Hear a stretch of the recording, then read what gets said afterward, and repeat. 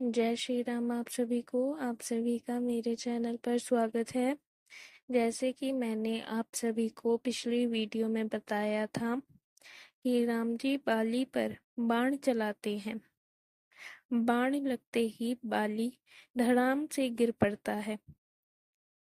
राम जी लक्ष्मण जी के साथ बाली के पास जाते हैं और उसका सिर अपनी गोद में रख लेते हैं।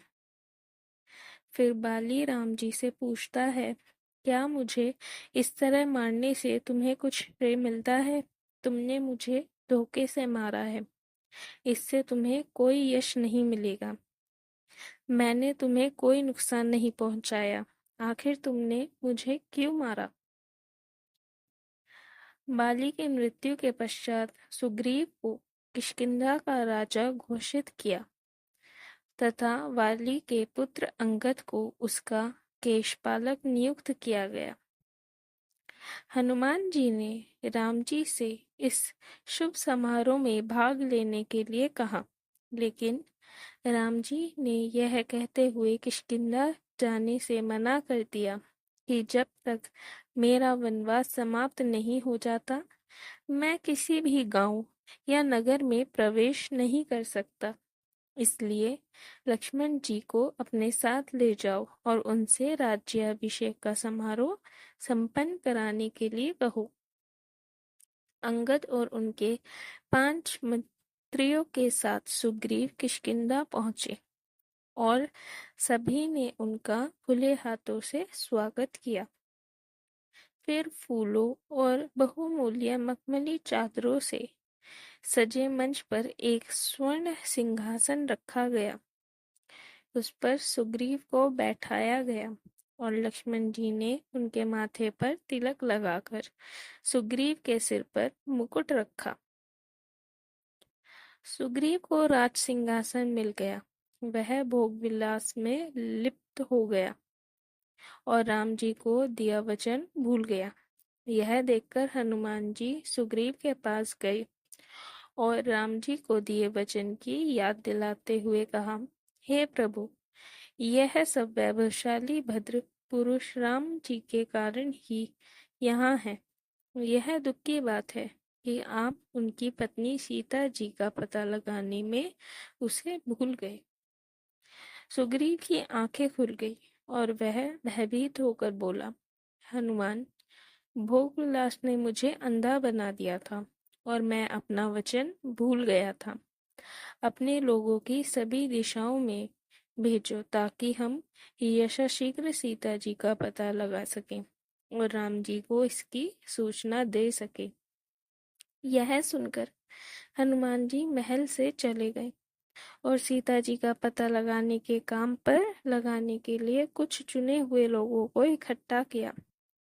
फिर उन्होंने उन्हें वानरराज का आदेश पढ़कर सुनाया।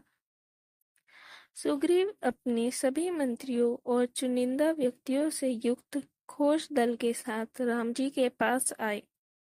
उन्हें देखकर राम जी मुस्कुराए और कहा, हे सुग्रीव, मैं तुमसे वैसे ही प्रेम करता हूँ जैसे मैं अपने भाई भरत से करता हूँ। मैं तुमसे प्रार्थना करता हूँ कि मेरी पत्नी सीता का पता लगाने के लिए तुरंत कदम उठाओ। यह सुनकर सुग्रीव ने सुजान, अंगद, जामवंत, हनुमान, नल और नील को अपने पास बुलाया और कहा, तुम सभी दक्षिण दिशा की ओर जाओ और हर जगह सीता जी की खोज करो। खोज दल के जाने से पहले राम जी ने हनुमान जी को अपनी अंगूठी दी और विनम्र स्वर से कहा, केवल तुम ही सीता का पता लगा सकते हो। यह अंगूठी ले लो। इसे देखकर सीता को तुरंत विश्वास हो जाएगा कि तुम मेरे दूत हो। हे प्रभु, मुझे आशीर्वाद दो ताकि मैं सफल हो जाऊं। ये शब्द कहकर और राम जी से अंगूठी लेकर हनुमान जी खोज दल के अन्य सदस्यों के साथ वहां से चले गए। सुग्रीव का आदेश पाकर तथा हनुमान जी से उचित निर्देश पाकर चयनित दल किष्किंधा से चला गया तथा अलग अलग दिशाओं में बिखर गया। उनमें से प्रत्येक सीता जी को बचाने का श्रेय लेने के लिए उत्साहित था।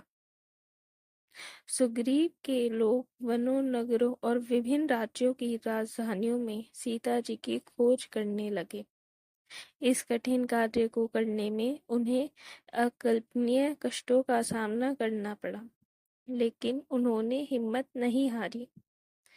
विंध्य पर्वतमाला के आसपास के घने जंगलों में प्रवेश करना आसान नहीं था, इसलिए दक्षिण भारत में जाने के लिए इन जंगलों को पार करना एक खतरनाक काम था।